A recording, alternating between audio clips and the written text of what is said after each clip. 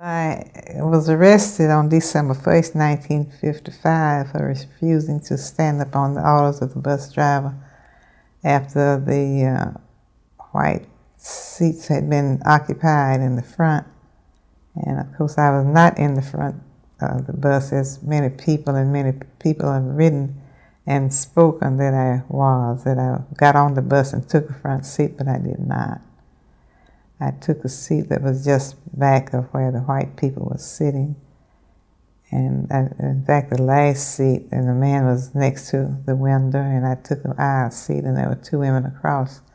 And we went on undisturbed until about the second or third stop when some white people boarded the bus and left one man standing. And when the driver noticed him standing, he told us to stand up and let him have those seats. He referred to them as front seats. And when the other three people, after some hesitancy, stood up, he wanted to know if I was going to stand. I told him I was not, and he told me he would have me arrested. And I told him he may do that. And of course he did. He didn't move the bus any further than where we were, and went out of the bus, stood in the door, and several people got off. Didn't any white people get off, but several of the black people got off, and shortly thereafter, the two policemen came on the bus, and one asked me if the driver had told me to stand, and I said yes. And he wanted to know why I didn't stand. I told him I didn't think I should have to stand up. And then I asked him, why did they push us around? And he said, and I quote him, "I don't know, but the law is the law and you are under arrest." And with that, I got off the bus under arrest. It was put in the paper that I had been arrested. And of course, there were people, Mr. E.D. Nixon, who was the legal redress chairman of the NAACP, the Montgomery branch of the NAACP. And he made a number of calls during the night and called a number of ministers. And they set a meeting for this. I was arrested on a Thursday evening, and on Friday evening is when they had the meeting at the Dexter Avenue Baptist Church where Dr. Martin Luther King was the pastor. And a number of citizens came, and I told them the story. And then from then on, it became news about my being arrested. And on my trial, which was December 5th, is when they found me guilty, and I was the lawyers Fred Gray and Charles Langford, who were representing me, they filed an appeal. And of course I didn't pay any fine. They set a meeting at the Holt Street Baptist Church on the evening of December 5th, because December 5th was the day that people stayed off in large numbers and did not ride the bus. In fact, most of the buses, I think all of them were just about empty, with the exception maybe a very, very few people. And when they found out that one day's protest had kept the people off the bus, they made it came to a vote actually, and it was unanimously decided that they would not ride the buses anymore until changes for the better were made.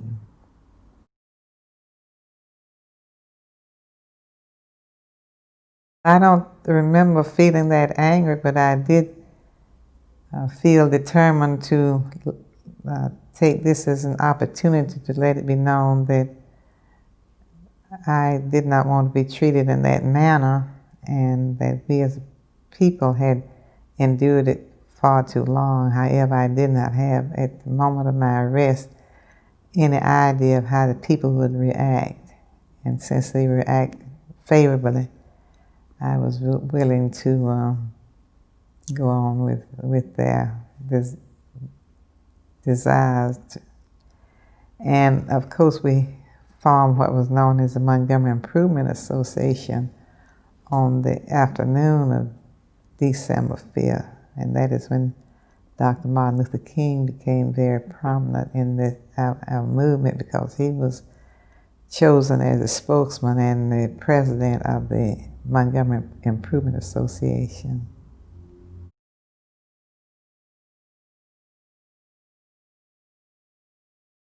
As I look back on those days, it's just like a dream, and the only thing that bothered me was that we waited so long to make this protest and to let it be known wherever we go that all of us should be free and equal and have all opportunities that others should have. When I was arrested, I was 42 years old. And there were so many needs for us to continue to work for freedom, because I didn't think that we should have to be treated in the way we were just for the sake of white supremacy, because it was designed to make them feel superior and us feel inferior. And that was the whole plan of racially enforced segregation.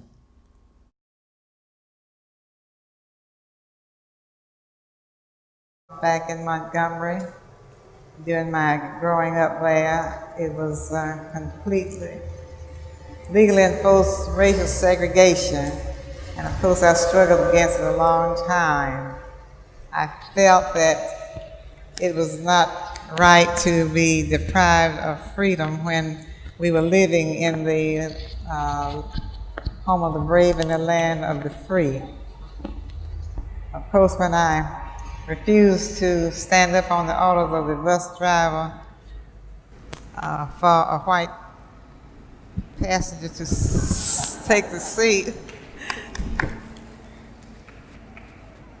and when I was not sitting in the front of the bus, as so many people have said, and neither was my feet hurting, as many people have said, but I had made up my mind that I would not give in any longer to legally enforced racial segregation.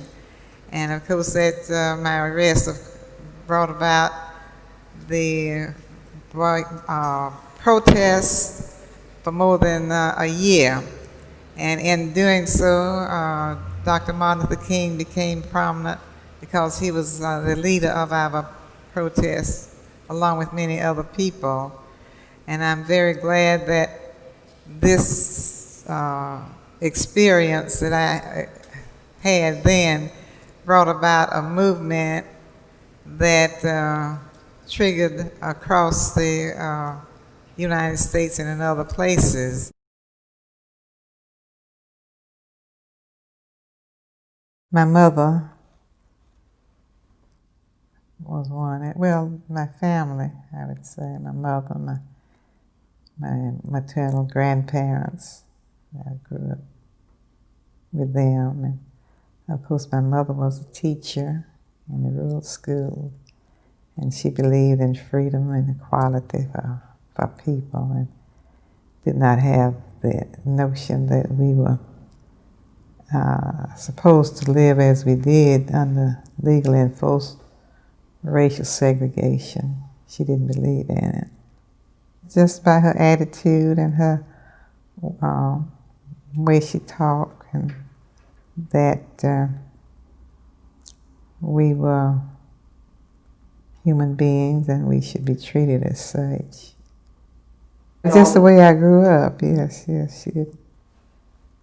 And of course my grandfather had the same idea as well as my grandmother. both of them were born before the emancipation, before slavery ended, and they suffered a lot as young children during slavery. And of course, after slavery, it was not that much better, but I guess it was some better. And they were farmers, lived in the rural area in Alabama.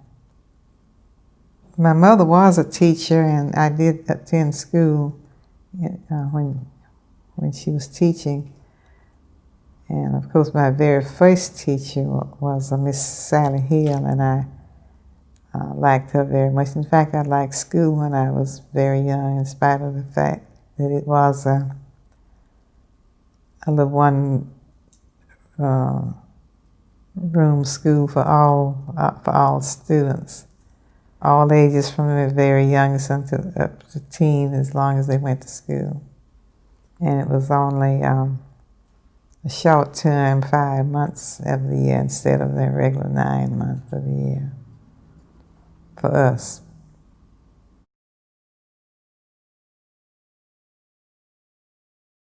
I want to let you know that all of us should be free and equal and have equal opportunity. And that is what I'm trying to instill and encourage and inspire young people to reach their highest potential.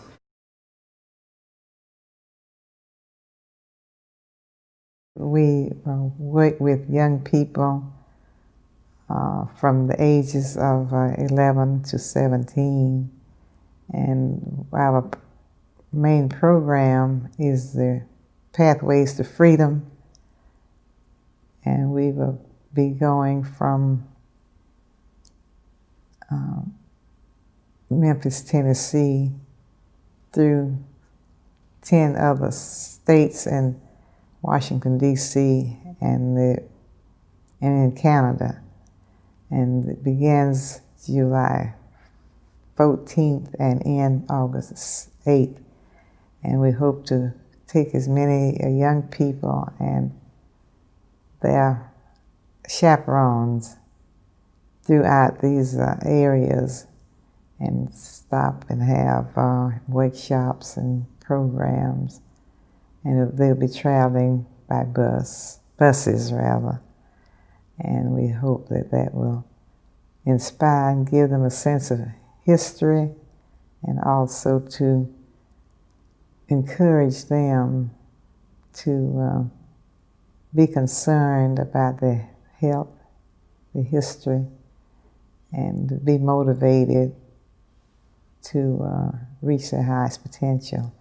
And we always encourage them to have a spiritual awareness, because I feel that with the spirit within and our belief in ourselves and our faith in God, that we will overcome many obstacles that we could not with negative attitudes. I want to always think in terms of being positive and them being positive and believing in themselves and believing that they should be good citizens and an asset to our country and and to the world. And I believe in peace too, and not violence.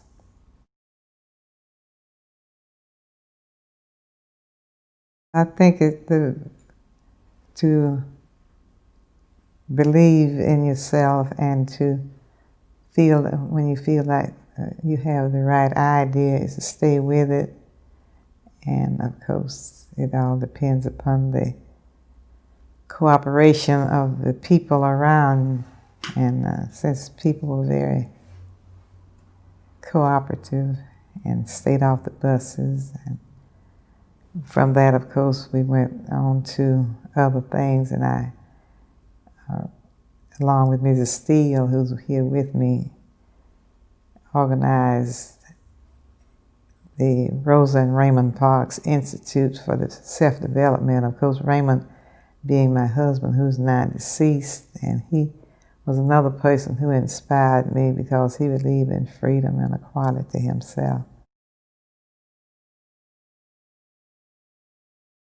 I think the American dream should to have a good life and to live well and to be a good citizen. I think it should apply to all of us, and that it is the land of the free and the home of the brave, and I believe it should be just that with all people who can think of themselves as human beings, and that they will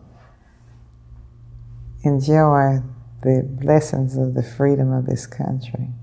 We still have a long way to go, and we still have many obstacles and many challenges to face, and it's far from perfect, and it may never be, but I think as long as we do the best we can to improve conditions, then more people will be benefited. I try to not think of those things that we cannot control, but I think if we continue to work with positive attitudes, that conditions will be better for more people.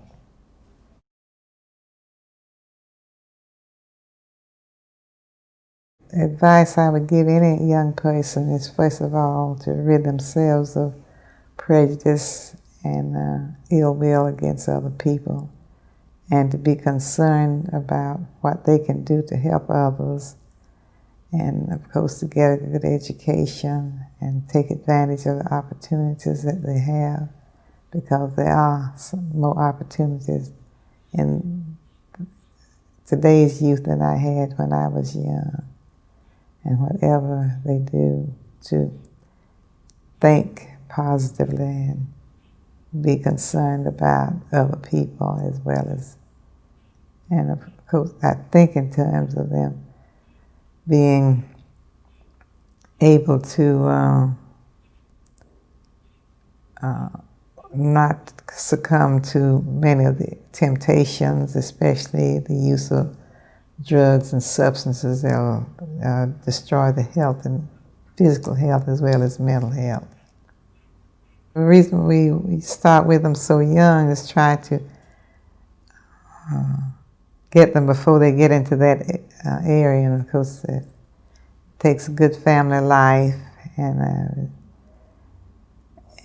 of course there are those who maybe have strayed away, and I would certainly advise them to find some means of helping themselves, even if they have gotten into some problems. And of course we have so many broken homes now, but even those, if they can find some means of being encouraged, and to try to find some role models that people in schools and in churches and whatever means that they can, and other organizations. That's why I believe in organizations, and that we need to be organized to work together instead of being so scattered about and not having any positive outlook on life.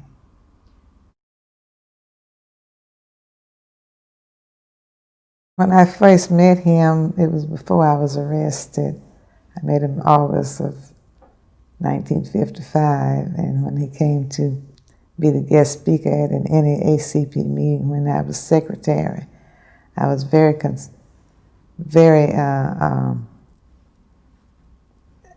impressed with his delivery as a person, as a speaker rather, and of course his genuine friendliness as a person. And his attitude was, of course, to work and do whatever he could in the community through his church to make a difference in the way of life we had at that time. And I was really impressed by his leadership, because he seemed to have been a very genuine and very concerned person, and I thought a real Christian.